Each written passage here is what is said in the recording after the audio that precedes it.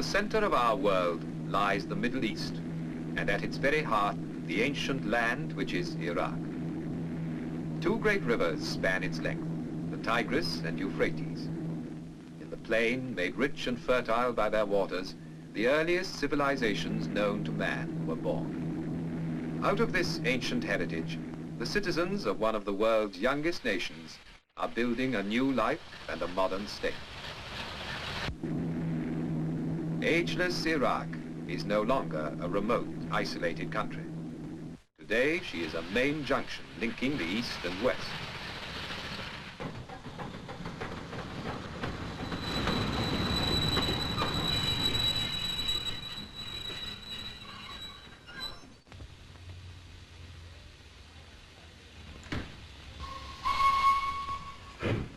Her capital is Baghdad, a name that conjures up all the romance of Harun al-Rashid and the Arabian Nights of 1,000 years ago, when this was the fabulous capital of the Islamic world.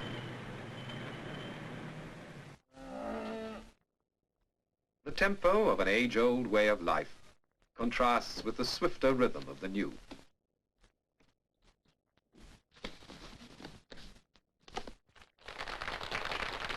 The 20th century has come to Baghdad, with steel and concrete, with shining cars and wide streets.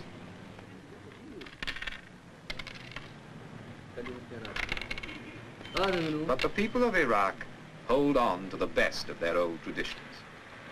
In the bazaars, you can see and hear them carrying on the art and exquisite craftsmanship that has been their pride for hundreds of years.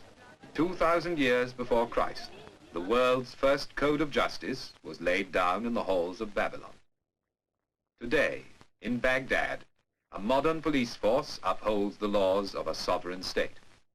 Today, the streets of the city are alive with the bustle of a young people who are taking back from the West the means to a brighter future.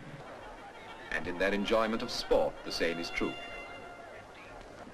And now, in the 20th century, the sport of kings has come into its own in Baghdad, and how the people love it.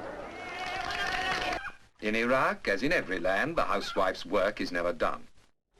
For their husbands, the day's work over, there is time to sip a glass of tea and talk of what the future holds in store for them and their children. Today, the modern port of Basra is Iraq's waterway to the world. Ships laden with the goods of the new age sail out from the Persian Gulf to the Indian Ocean and the Far Orient. And the skies over Basra are thronged with the traffic of the air. And yet, within a few minutes flying time of Basra is a strangely different world.